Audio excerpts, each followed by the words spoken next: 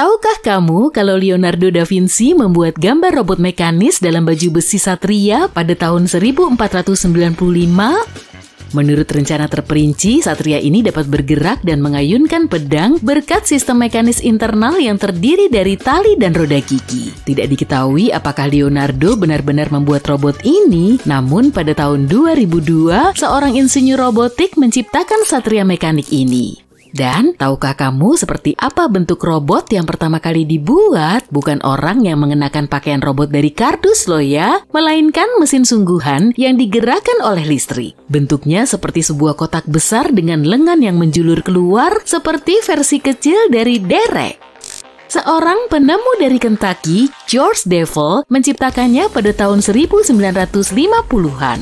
Dia mematenkan penemuannya dan menamakannya Unimate. Kotak dengan lengan mekanis itu digunakan dalam sebuah acara TV. Robot itu memukul bola golf ke dalam cangkir, menuangkan minuman ke dalam gelas, dan menirukan band musik. Orang-orang sangat senang, tapi penemuan ini tidak menghasilkan uang bagi George Devil. George berusaha menjual produknya selama 10 tahun, tapi orang-orang tidak mau membelinya. Iya, robot itu keren tapi nggak berguna. Tapi pengusaha dan insinyur Joseph Engelberger membeli paten untuk mesin tersebut.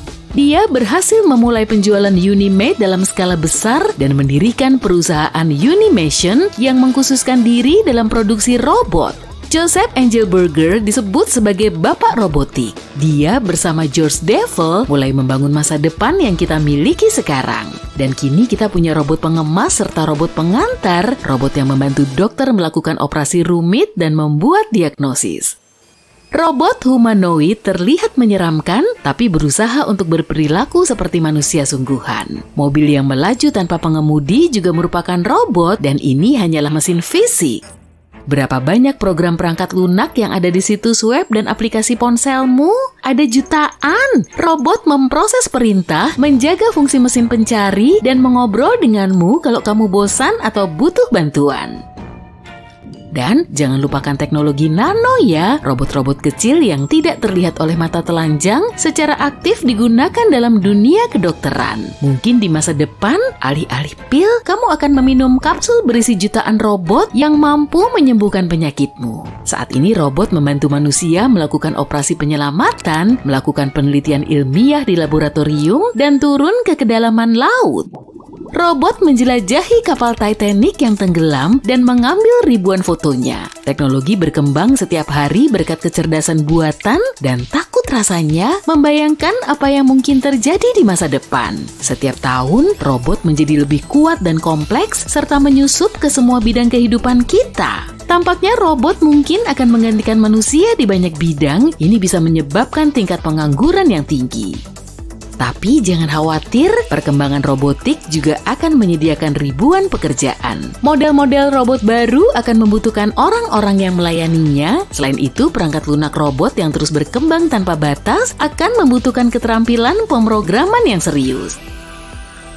Sebagian mesin sudah mempelajari profesi baru, banyak perusahaan yang mencari insinyur untuk membuat model robot baru. Jadi kamu akan tetap dapat tempat, namun tentu saja ada bahaya bahwa akan ada lebih banyak pekerja robot daripada manusia di masa depan. Menurut perkiraan, manusia akan kehilangan 20 juta pekerjaan pada tahun 2030.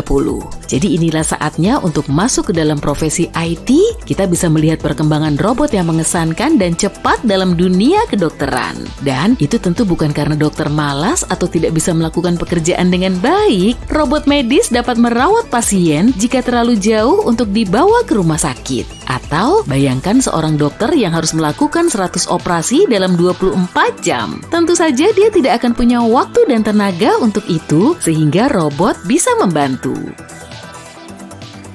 Orang-orang telah mengembangkan teknologi yang memungkinkan pasien untuk mendapatkan perawatan dari jarak jauh. Teknologi semacam itu bisa menyelamatkan ribuan nyawa. Robot pekerja medis diperlukan untuk disinfeksi, untuk menghilangkan bakteri berbahaya di beberapa ruangan. Dokter dapat mengirim robot yang akan mensterilkan dinding, lantai, dan langit-langit dengan radiasi ultraviolet. Ini akan membantu mencegah penyebaran penyakit.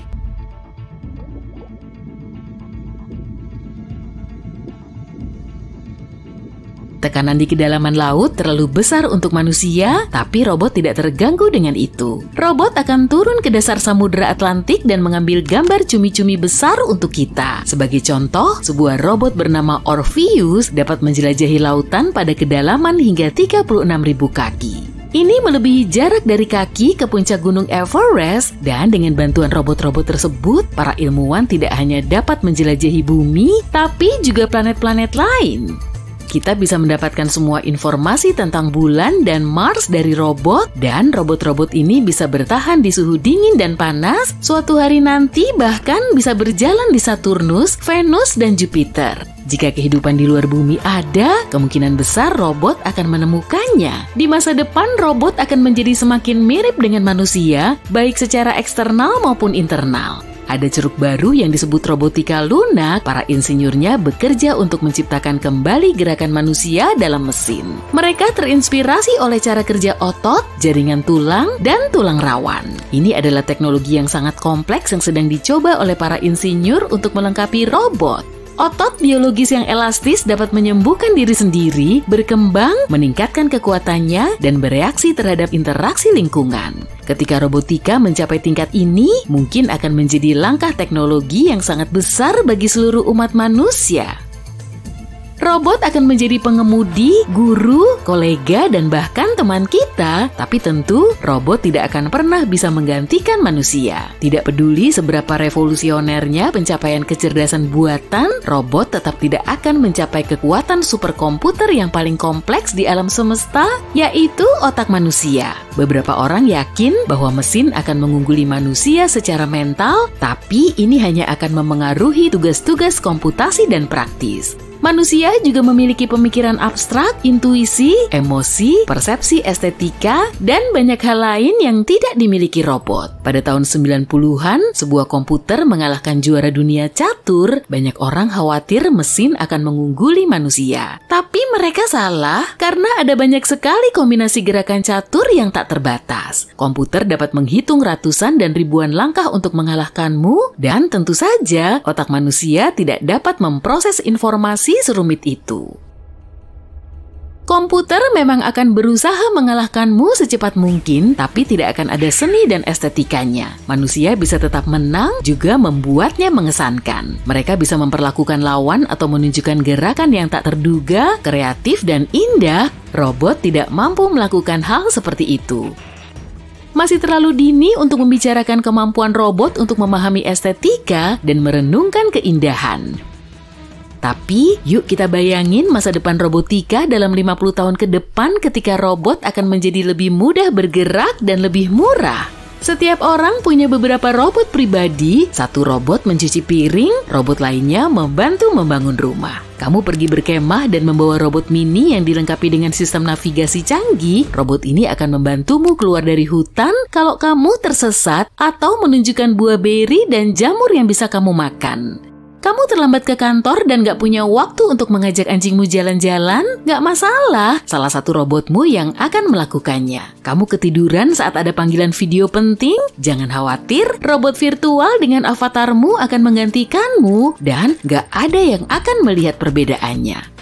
Mobil autopilotmu mogok? Keluarkan saja mekanik robot dari bagasi dan dia akan memperbaiki mesinnya. Robot dapat merespon sentuhan, juga mensimulasikan tawa kalau kamu menggelitiknya dan menunjukkan kelelahan setelah bekerja keras. Robot bisa mempelajari sarkasme, tapi tidak pandai melakukannya. Kalau sekarang smartphone-mu bisa membaca wajahmu, di masa depan robot akan dapat membaca emosimu. Kamu lagi sedih, robot akan mengatakan sesuatu yang menginspirasi untuk menghiburmu. Kamu lagi marah, robot akan melemparkan lelucon konyol. Semua teknologi ini akan secara signifikan meningkatkan kehidupan kita dan ini bisa menjadi masalah besar. Akan seperti apa seseorang kalau robot melakukan semua pekerjaan untuknya? Itu bisa membuat kita lebih lemah. Dan kalau robot menggantikan temanmu, kamu bisa berhenti berkomunikasi dengan orang lain. Secara umum, robot memang bagus, tapi manusia jauh lebih baik.